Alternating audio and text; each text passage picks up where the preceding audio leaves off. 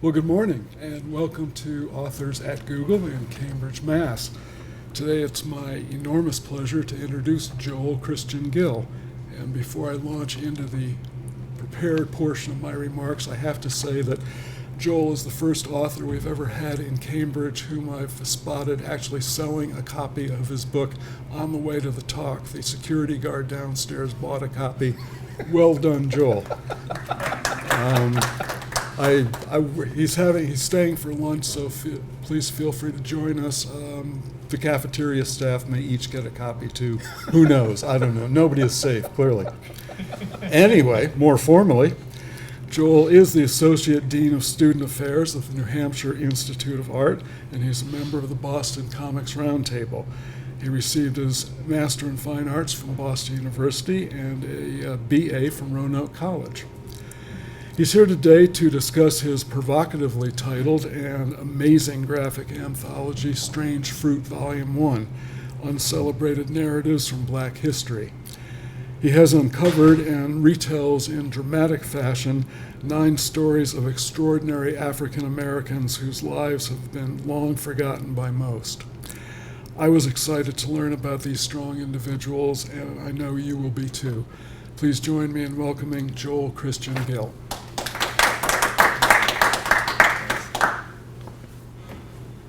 That makes me sound so much more impressive.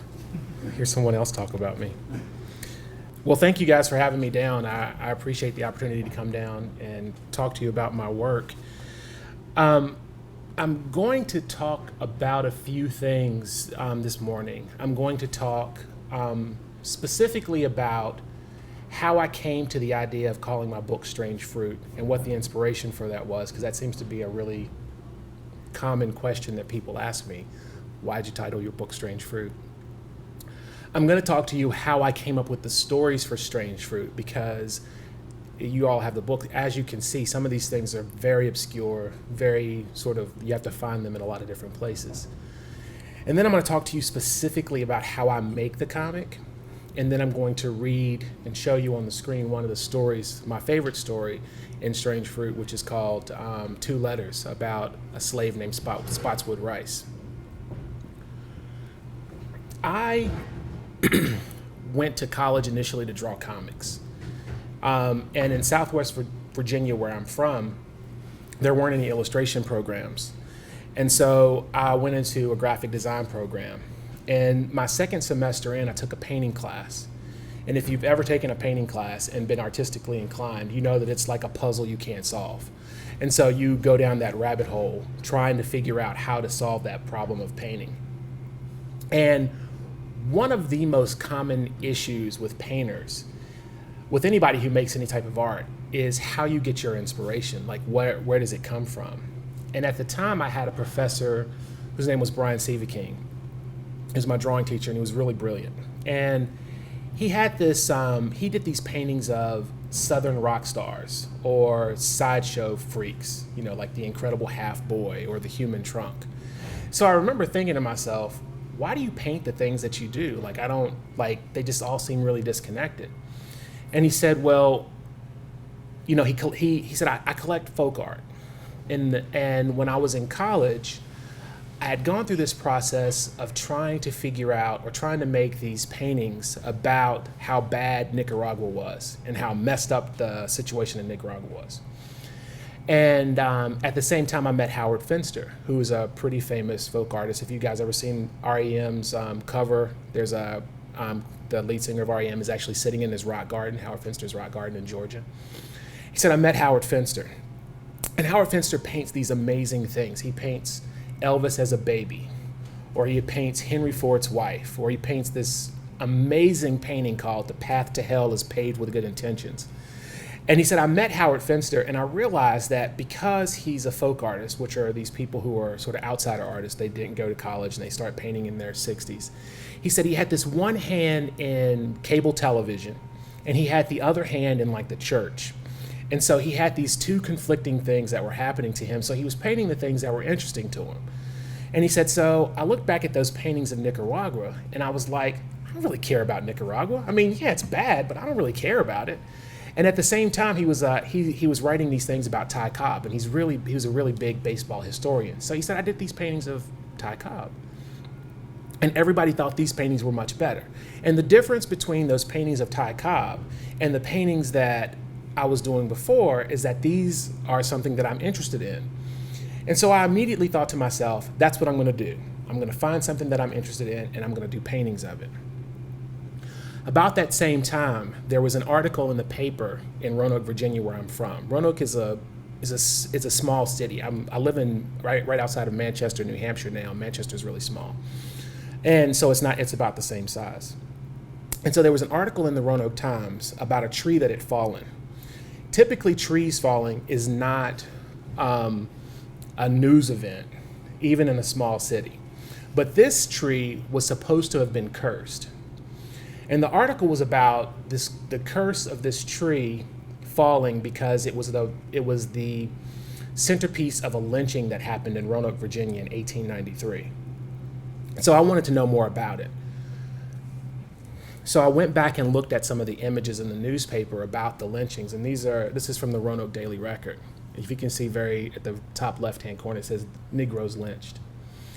There was a woman, a farmer, who was going into Roanoke to sell her wares at the farmer's market, which is not unlike Quincy Market, Faneuil Hall sort of place. She was selling grapes.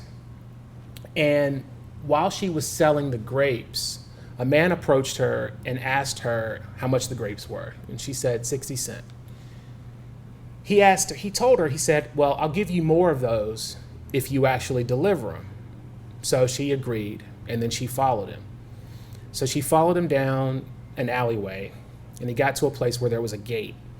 Once he got her through the gate, he shut the gate behind him and pulled out a razor and said to give me your money.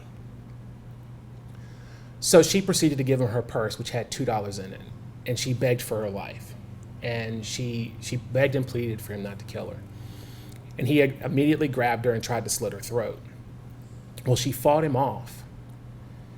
And when she fought him off, she knocked the razor out of his hand. But in the struggle, he was able to grab a brick, and he beat her until she was unconscious with the brick and left her there in a pool of blood.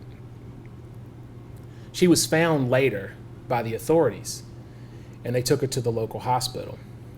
And because this happened near a black neighborhood, the police went to a black neighborhood looking for a suspect. And this was before she had given a description or anything. So they found a man named Thomas, and they brought Thomas to the hospital. And in her fugue, they asked her if she could identify Thomas as the guy who had beat her in this alleyway.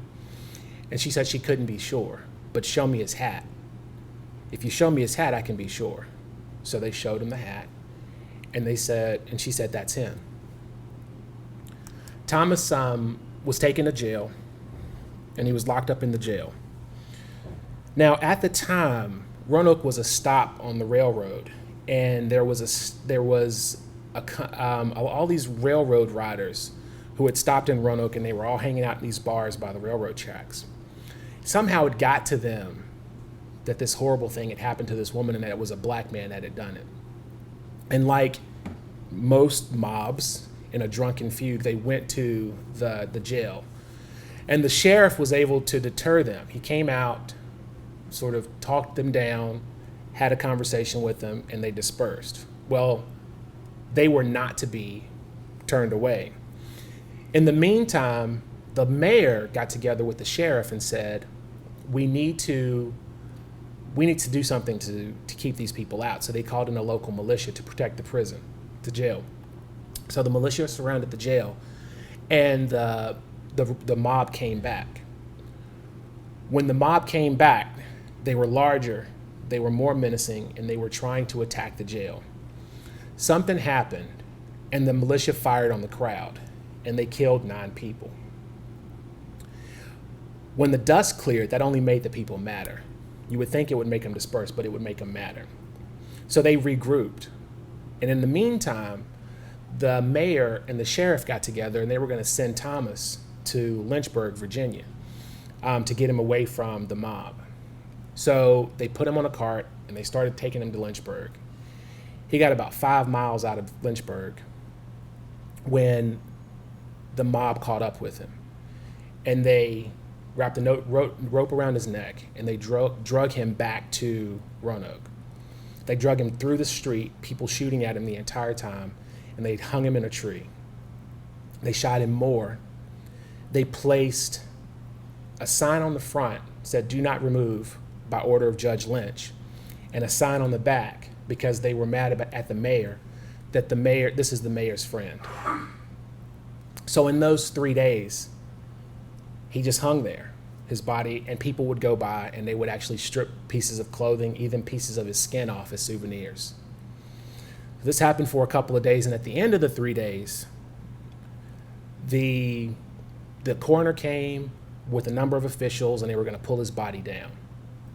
And at the time, they came to the conclusion that he was killed by unknown people under unknown circumstances. And so as they take him down and they're going to go bury him, another mob shows back up. This mob, just as enraged as the first mob, they're going to take his body and bury it at the mayor's house. A prominent minister had been out of town. When he heard about this, he decided to come in and be the cooler head and talk them out of it. So instead of burying this body of this man who, by the way, had not been convicted, hadn't been proven innocent, he hadn't been proven guilty, no one knew, it was all about a hat. They put him in a railroad wagon. They piled him up with lumber, and then they poured coal oil on his body and drug it down and paraded it through town down to the river, where they actually lit his body on fire and burned it over the course of a day. And people came out and had picnics. They brought their children, sort of like, this is what happens when you do something. So I read about this in the newspaper. And so I thought, this is something I'm interested in. So I decided to do some paintings based on those, with no fixed understanding about what the paintings would be about. They were just paintings about lynching. So I was working at Kinko's at the time. And so I would sit at Kinko's until 3 or 4 o'clock in the morning, and I would draw and print out these lynching images. After about a week of doing this, as you can probably imagine, I was disturbed and thought to myself, I can't do this. This is not something that I can do. So I stopped doing it and just put it aside, always in the back of my mind. In the meantime, I moved from Southwestern Virginia to Boston to go to BU for grad school. My wife moved our 4 kids to BU so that I could go to grad school. And just to recap about that town I grew up in, Southwestern Virginia is beautiful. If you ever get a chance to go and see, Roanoke is called the Star City of the South. It's an amazing city. It's if you know anybody who's ever hiked the Appalachian Trail, that's where they end up in some places. People stop along the way. And I'm actually from a little smaller town outside called Rocky Mount, which its claim to fame is the moonshine capital of the world. When I was in 3rd grade, there was a Klan march in Rocky Mount. This was in 1983. Now, I grew up in the projects in this small town, and I was never afraid to go anywhere. Me and my friends, we didn't have money, so we had bikes, and so that was our entertainment. We would we would ride our bikes places, sit in apple trees and eat people's apples and cherries, and never was afraid to go anywhere. So I'm moving to Boston, so that was a culture shock to me, because now the black people are speaking a different language, which was odd to me because all the black people in Virginia spoke English. I'd been here for about 2 weeks, and I took a trip to the MFA with the painting class at BU. And they had this thing called the Brandt Collection, which was a collection of modern art that was separate from the MFA. So we got in for free, but you had to pay to get into this other thing. And there were 2 security guards there. They were black. And one of them heard my Southern accent, and he was just like, "Hey, you're from the South?" I was from the South. I was stationed in the South, and I dated this woman in the South, and he started talking to me and sort of being my friend. And I asked him how much it was to get into the Brandt Collection. He said it's free. He said it's free. Go ahead. Go on in. So he led me into the Brandt Collection, and I walked around and I came out. And then he started talking, asking me how long I'd been in Boston, what I thought of the city so far. He asked me if I was into sports, and I said I'm not really into sports. I live about 4 blocks from Fenway, but I really like basketball. He said, he close to Fenway? I'm like, yeah. He's like, I was born and raised in Boston, but I'll never root for the Red Sox. He said, I'm a Yankees fan. And now I hadn't been in Boston long, but I knew that if you were a Yankees fan in Boston, that was kind of like being a prostitute in church. Like, you're sweating, or Mike Tyson had a spelling bee or something. It was like, it was something you didn't do. So I was like, how do you become a Yankees fan if you live in Boston? He said, the Red Sox are a racist organization historically. And he pulled out this laminated article that he had been carrying around that was written by this sports writer in Worcester about Boston and race. And one of the things he said in there was, Boston has two sports legends in its history. They have Ted Williams and Bill Russell.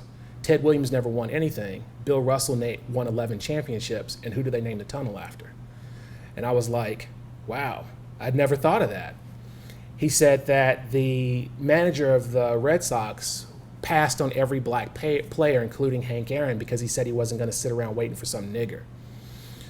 And I was like, that's like, I didn't know, like, you know, that was common in Virginia. Like, that's the kind of thing you just knew about. But I was coming to the bastion of liberalism. Like, this is where, that was miles from where abolitionists ran newspapers. So I was sort of shocked by that. So I left there with this kind of new worldview.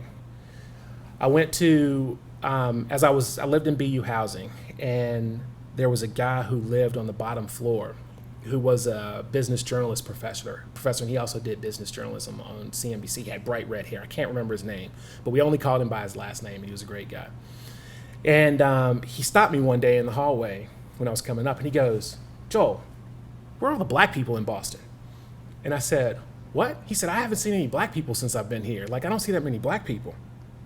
He was from D.C. He said, there are a lot of black people in D.C. He said, there's just not that many black people. Have you noticed? And actually, I hadn't noticed. I hadn't even looked up because I was working on my MFA to take the opportunity to notice that there wasn't that many black people. I'm like, that's kind of odd. He was like, yeah, it's really odd. There's not a lot of black people. This is not something I'm used to. And this was a white Irish guy with bright red hair. And I was like, I hadn't thought about that. The end of that first year, I had to get a job. My wife was like, you got to work, get a job, work as hard as you can. We're living in Boston. You can't just go to school and not work. So I went down to Faneuil Hall to get a job, waiting tables. In the meantime, I saw a caricature artist booth. And I'm like, no, I'm not going to get a job. I'm going to get a job at the caricature artist booth. That's what I'm going to do, because I can do that. Waiting tables, I mean, I can make money, but I can make more money at this caricature artist booth than I could ever would making waiting tables. So I got a job at the caricature artist booth. And I spent Friday, Saturday, and Sunday in Faneuil Hall drawing caricatures, which is a great job if you're like young and want to do that, because you get to talk to hundreds of people, you make tips, and you get to basically hang out in Faneuil Hall all weekend, which is great. So I was hanging out in Faneuil Hall, and this guy shows up. He was about my age, and he was black, and his girlfriend was white. And he was talking to his girlfriend about where they were going to eat. And he was suggesting they eat inside Faneuil Hall, Quincy Marketplace. And, you know, I joke with people when I was talking to him, I'm like, if you take that girl inside Quincy Marketplace, that's a sleep on the couch kind of a dinner, because you're basically eating fast food. There's a place over in the North End that a friend of mine and I ate when I came to Boston a couple of years ago. Maybe you should go over there. He said, I'm not going over there. Not at night. Not with her. I said, really? He goes, oh yeah. And by the way, don't go to South Boston. Don't go to this neighborhood. Don't go to that neighborhood. I said, really? He's like, yeah, they don't like our kind there. Now remember, there was a Klan march in my town when I was in third grade, like a declaration that we don't like black people. And here I was in this place where there were abolitionists, where the Kennedys came from, where all of these people who were, you know, civil rights pioneers were supposed to have come from, and now people are telling me not to go to these places. The last thing that happened to me in Boston, which was really rather traumatic, psychologically traumatic, was I was walking home from BU one night. My studio was on 808 Commonwealth Ave, and so I walked down St. Mary's to get to my apartment, which was only like a couple of blocks. It's about 3 o'clock in the morning, and I had gotten to this place where I would wear these giant headphones. Now, you would think, because of the way I looked, I had a hoodie on, and I had giant headphones on, and I had a giant jacket on and sneakers, that I would be listening to rap music, but I was probably listening to an audiobook or something as benign as that. Not to say that rap music doesn't come through those headphones. It was just that usually it's just an audiobook.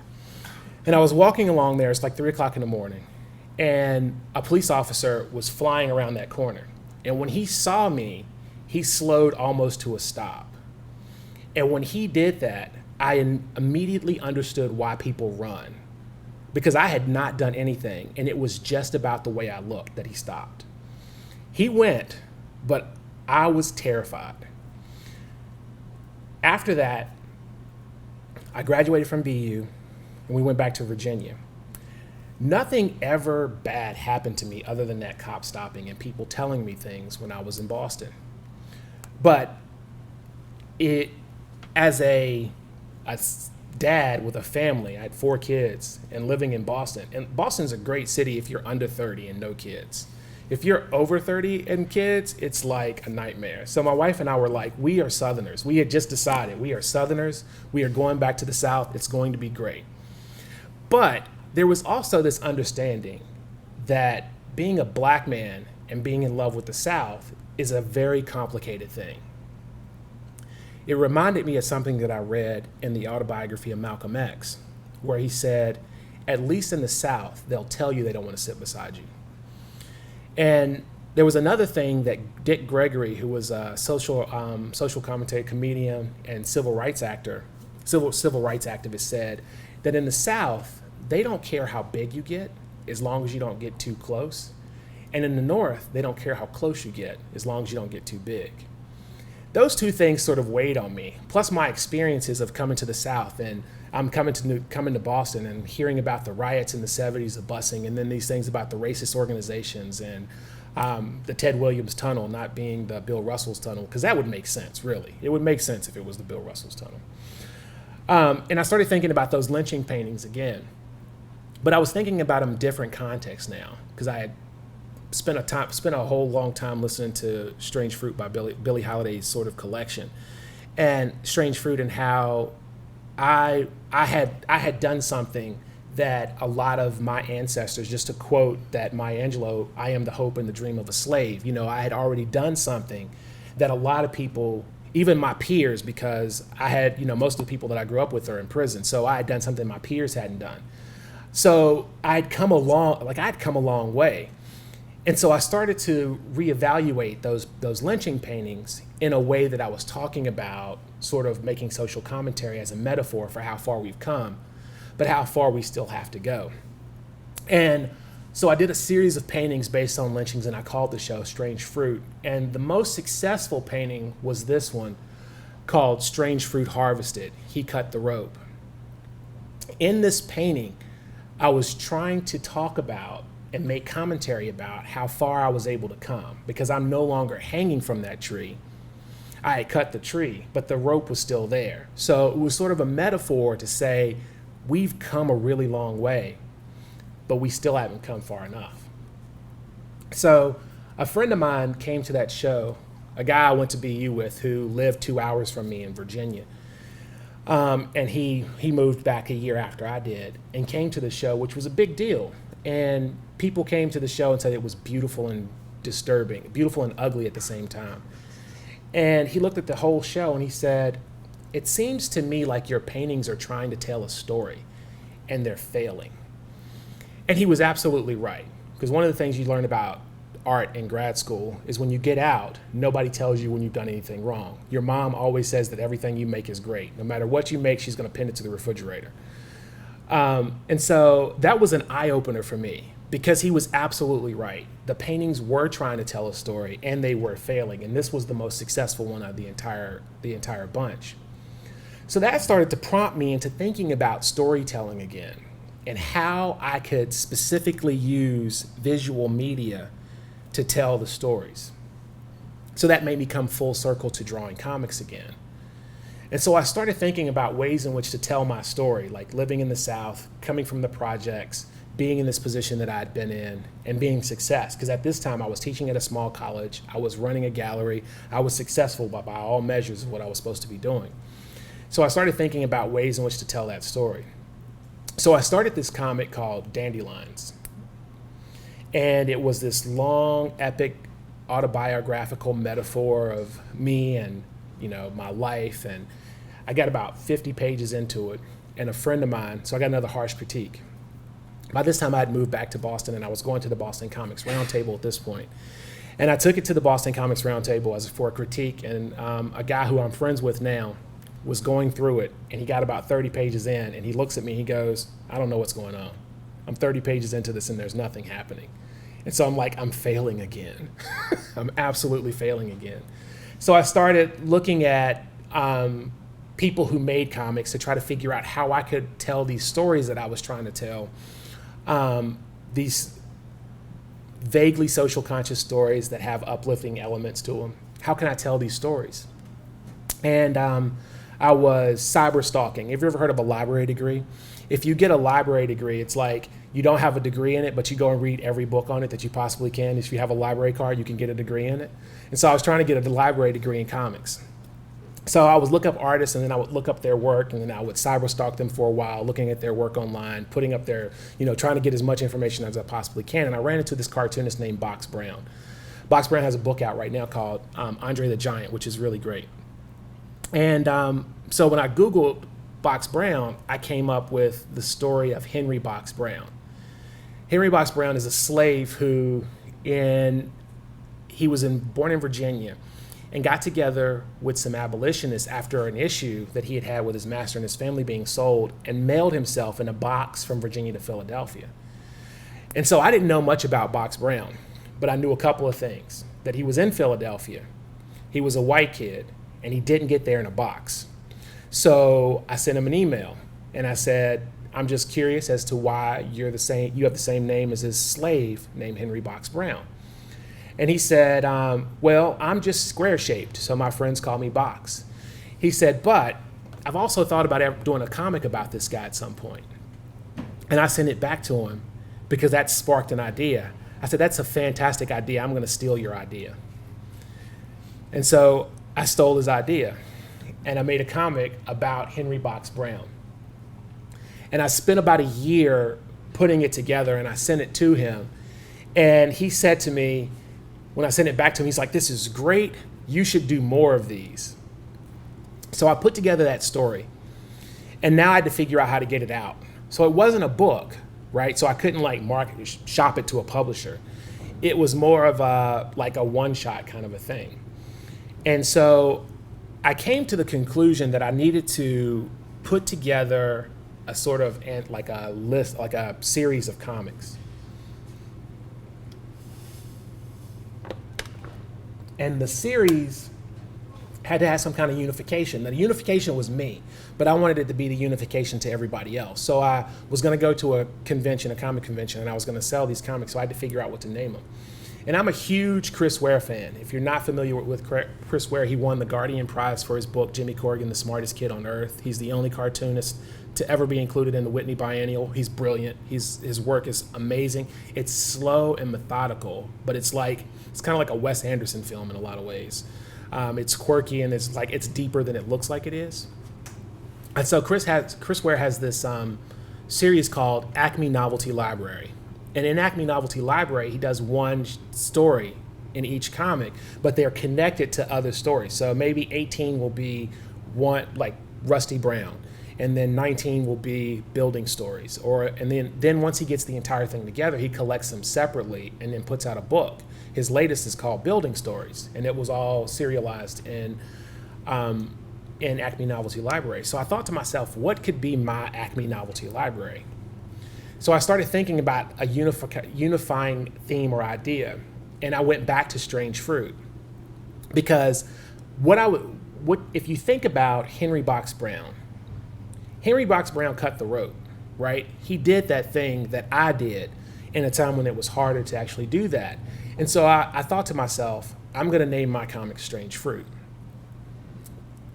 So I put together Strange Fruit and started selling them with different comic covers, and each one had a different story. So when I went to the first one is the top left-hand corner. That was the first one that I did.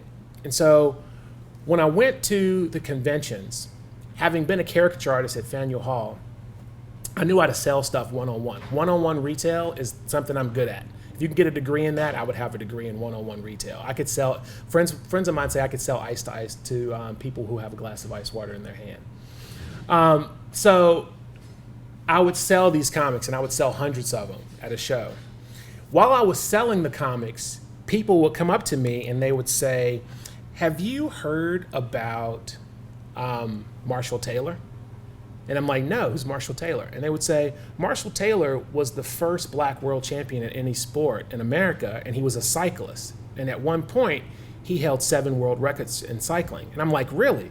And I pull out my little book and I would write down Marshall Taylor, and then I would go look him up. And then I would do a story about Marshall Taylor. And people would tell me, have you heard of Theophilus Thompson? And I'm like, no, I haven't heard of Theophilus Thompson. Why don't you tell me more? So I would write down Theophilus Thompson's name.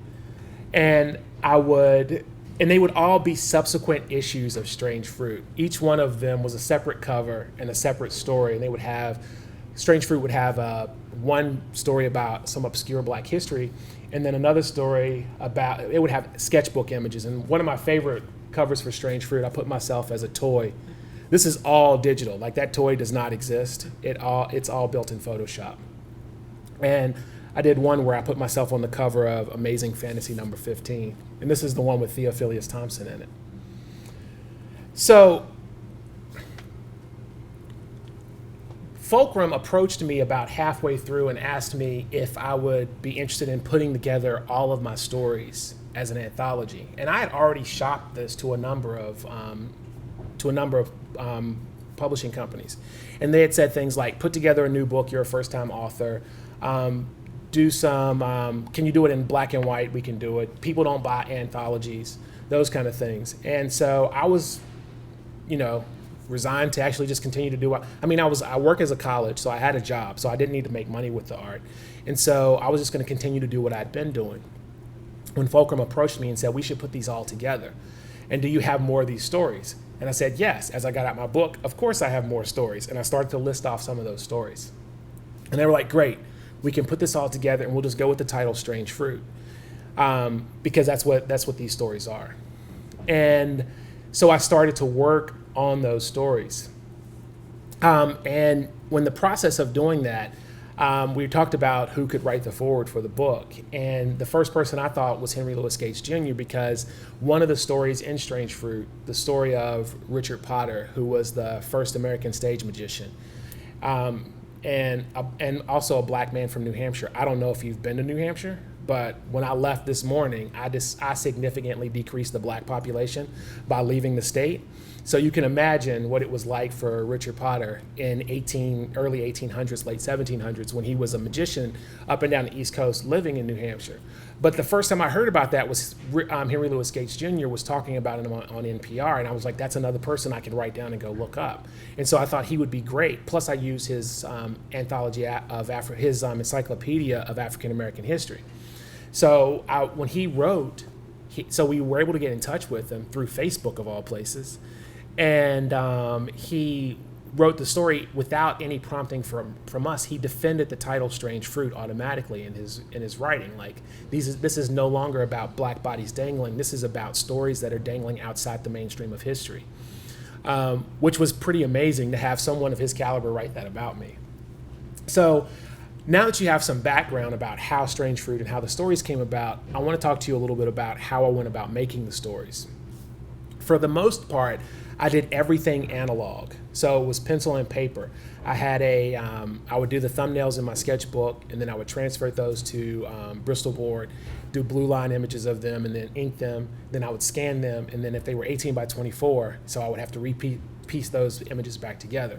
Well, I couldn't do that anymore. I had to go digitally. And so I started doing everything digitally with Wacom tablets and everything. So now everything is completely digital. And I'm going to talk to you about that with 2 letters. Now, Spotswood Rice is a story about a slave who wrote, we have a couple of documents about him. We have 2 letters that he wrote, and then we have all of the information about him being in the military. The 2 letters he wrote a letter to his children saying that, don't worry about life. It's going to be okay, and I'm going to come and get you. And then he wrote a letter to his slave master, his former slave master, after he had run away. And he said, I'm coming to get my children, and I'm bringing an army of 1,000 black men with me. And there's an interview with his daughter in 1925 where she talks about living with Spotswood Rice. So the connection that I was able to make is that he actually came back and got his daughter. And so I wanted to tell this story, but I didn't want to use my words. I wanted to use the words that he wrote initially. So I wanted to mimic his handwriting, and I wanted to actually use the words in his letters. And there are images of his letters. Here's an image of the letter to Miss Kitty Diggs, who was his former slave master. And then this is a partial image.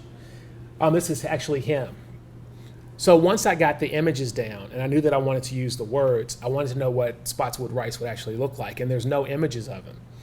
And so I started doing some drawings where I sort of imagined him as a big man, because he went into the military and he was about taking care of his children. And when you read his letter, he feels like a big man when you read it. He feels like a man whose pen is too small in his hand. And so after I got that, I went through the process of deciding how to do the comics. These are thumbnails, and thumbnails in comics really are hieroglyphics. Like they only make sense to me.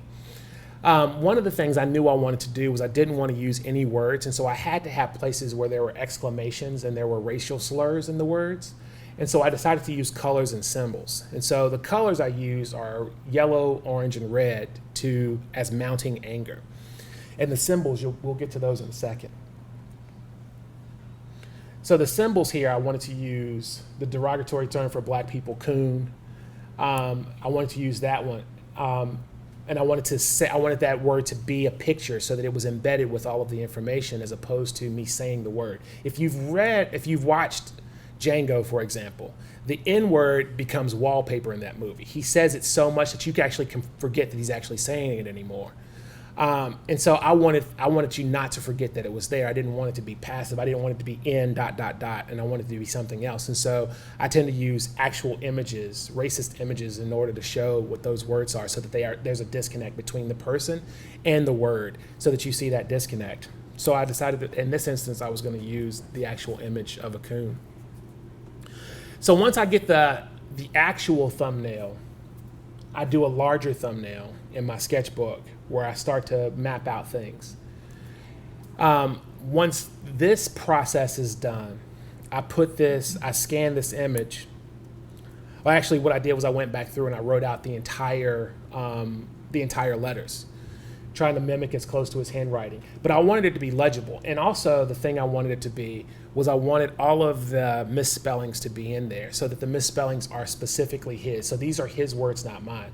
There's no real evidence about what Spotswood Rice was able to do or what he did. So all of that's conjecture on my part, but the words are actually true. And we know that his daughter, he did eventually get his daughter. So once I got the words and once I got this thumbnail, I scanned this in and I did a drawing over it in Photoshop. And I put those things on 3 layers. So I put the ink on one layer, and then I put the painting on another layer. And then I combined those two to create the actual image. And so from here, I want to read to you the actual story, and I'll show it on the screen as well. My children, I take my pen in hand to write you a few lines to let you know I have not forgot you. I will have you if it costs me my life. I want you to be contented with whatever may be your lots, but be assured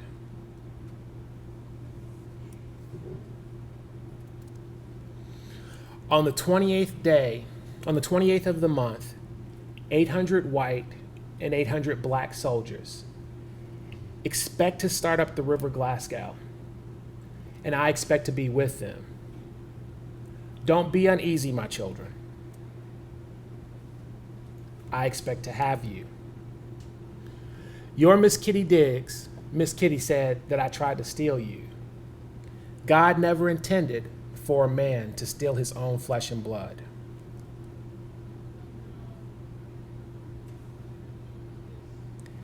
If I had any confidence in her, I have none now.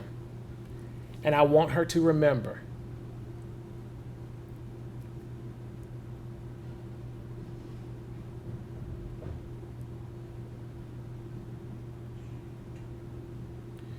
if she meets me with 10,000 soldiers, she will meet her enemy.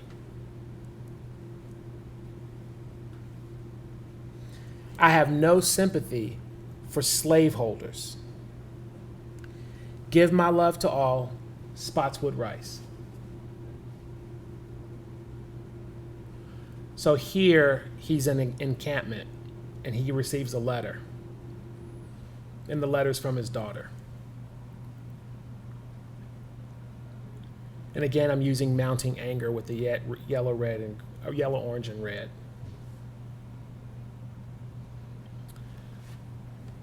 So he starts to write his letter back. I received a letter from Mary telling me that you say I tried to steal my child away from you. Now, I want you to understand that Mary is a God-given right of my own. Hold her as long as you can, but I want you to remember this one thing.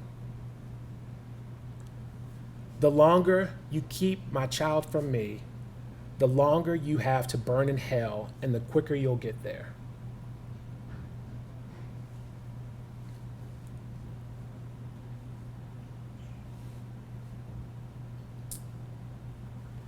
Woe be to the copperhead rabble, which is supposed to be rebels, and to the slaveholding rabbles.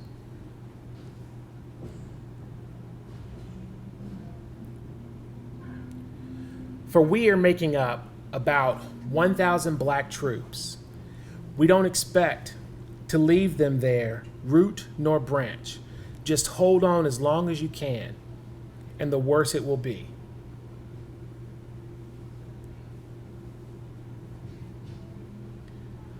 I once offered to pay you $40 for my own child. I am glad that you did not accept. The day that we enter Glasgow, I want you to understand, Kitty Diggs, my child is my own. You call my child property. I have no fear about getting Mary out of your hands.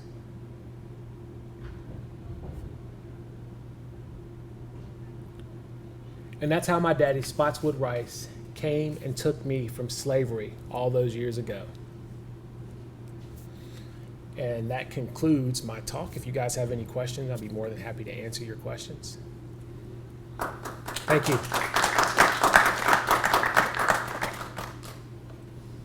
Are you continuing to collect stories for the future? Yes, I do have, for volume 2, the funny thing that happened when I started looking for them, a second set of stories, is that I discovered that there are uncelebrated narratives, and then there are uncelebrated narratives. And the uncelebrated narratives are women and people who are disabled and people who are from the queer community. And so I started to find stories about those people that will be included in Strange Fruit Volume 2, which will probably be out in about 2 years. I'm doing another series called Tales of the Talented Tenth, which is from a W.E.B. Du Bois lecture about 10% of the black population rising up and leading the rest of them. And so these are more action-based stories about people from obscure black history. The first one is about Bass Reeves, who was the first black U.S. Marshal, or the most successful U.S. Marshal in history. He caught almost 4,000 criminals over the course of a 30-year period in the Old West, and no one knows about him. Some people think he might have been the original inspiration for the Lone Ranger. So I'm doing an entire book about him. And then after that, I'm doing a book about, I'm doing another story in Tales of the Talented Tenth about Bessie Stringfield. She was a black woman from Connecticut who over the course of her life crisscrossed the United States on a motorcycle 8 times in the 30s, 40s, and 50s. She was a courier for the U.S. military. They called her the Negro Motorcycle Queen. and I don't know if there's a Caucasian motorcycle queen, just to balance it out, but she would call these penny tours. She would throw a penny and a map, and wherever she would go, she would just drive there. And when she ran out of money, she would stop and do tricks. So she's going to be the second one. And then in Strange Fruit Volume 2, which will come out after Bessie Stringfield's Tale of the Talented Tenth, will be William and Ellen Craft, who were slaves from Louisiana. William was, Ellen, his wife, could pass for white. So on Christmas, because the restrictions on slaves were lightened on Christmas Day, they contrived a plan to run away, and she dressed as a white man and put her arm in a sling so she didn't have to sign anything because she couldn't write, and they escaped 1,000 miles from slavery to freedom. I'm also going to do Blind Tom Wiggins, who was billed as the last American slave. He was autistic savant who was a musician. He couldn't see, he was blind, but he was an amazing musician, and he was basically sold to a music producer who then was able to get his family to contract him out until he died in the early 20th century. But he was billed as a last American slave. There was actually a famous court case about him.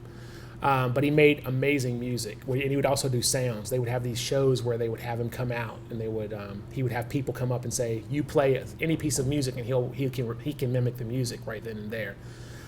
So I'm doing a story about Blind Tom Wiggins, just to name a few. There'll be Cathay Williams, who was the only documented black female Buffalo soldier. And the only reason we know that she actually was a soldier in the Union Army is because she applied for veterans benefits and was denied, even though they know she had actually fought in the war. So those will be some of the stories in Strange Fruit Volume 2. So I have a full plate from here until infinity. So one of the things that brought me here today is I'm a father, and I look for things that I can share with my older son. Right. So we've given him Howard Zinn's Young People's History. Yep. And I wonder, it's kind of a personal question that you can deal with how you like, but you have 4 kids, you said. Yep. How do you talk to them? How do they understand this history that you're talking about? Like these stories are, for the most part, triumphant. They're about exceptional circumstances of triumph. But the context there is horrifying. So what's that like? There's 2 things. My wife is white, so my children have no real concept of race at all, which is really interesting. And when talking to my son about this one time, we were having this conversation. I was like, I said, "You've never been in a fight, right?" And he was like, "Nope, never been in a fight." And and at first I'm like, "Man, he's got to learn how to fight. I got to get him into this situation." And I'm like, "Wait a minute. I worked damn hard, so he'd never had to fight. He'd never had to worry about this stuff." And my kids have no concept of the things that, like any of the issues that I'm talking about. When people actually raise it to them, it seems like it's just going over their head. And so to get them to understand that I talk to them about these stuff, I sort of make these things, amazing. Like, look at this amazing thing that happened. And, like any kid whose parent does something that's interesting to most other people, they've been living with it all their lives. So, I have a Wacom tablet that's about this big, that's at my house. It's in the living room, and I draw on it all the time. If my kids' friends come over, they stand behind me the whole time. And my son is like, "I have airsoft guns. Let's go outside." And they were like, "No, this is really cool." So my kids have no real concept of it. It's just like it's sort of like to give them an awareness of those things and to talk to them about it. My son, who was 8 or 9 when I started, he's 12 now. So he's read all of the stories, and he understands them, and he thinks they're really cool. But he has a clear understanding about that, and I try to make sure that he understands those type of things. But they're so sheltered in comparison to what I was that they don't even see it, which I'm okay with. I'm absolutely okay with my kids not ever having to think about that stuff. I wish nobody's kids had to think about it.